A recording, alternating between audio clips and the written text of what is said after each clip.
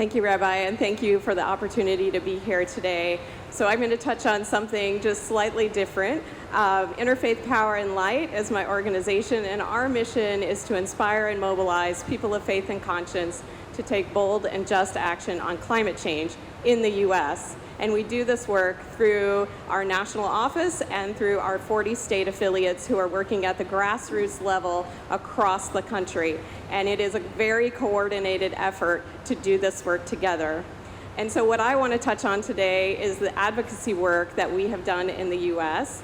The faith community in the U.S. was instrumental in passing the Inflation Reduction Act, which is, of course, the largest investment in climate funding in U.S. history. So we are very excited to be working with the administration and pushing on this through our advocacy, and with having people of faith contacting their members of Congress. So they are hearing from constituents across the country about why they care about climate from their sacred values. So this is a much different conversation than the business community can make, and through many other organizations can make, because we are working at the place of values. And additionally, because this was an election year in the U.S., we ran a faith climate justice voter campaign where we were actually asking voters to pledge to vote with climate in mind. And so we collected pledges from voters across the country.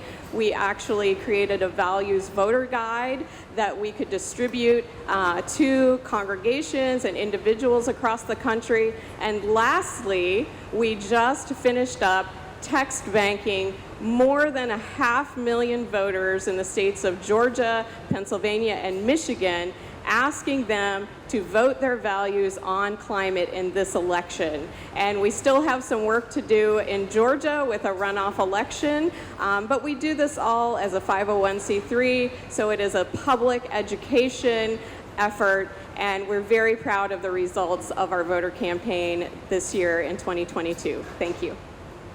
Excellent question. Thank you for posing it to us.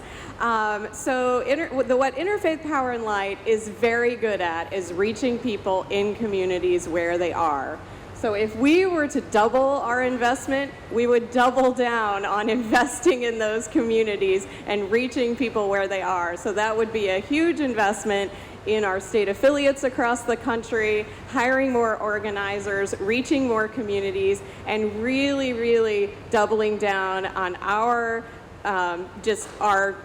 thorough commitment to environmental and climate justice in communities across the United States. So that's what we would do with double our budget.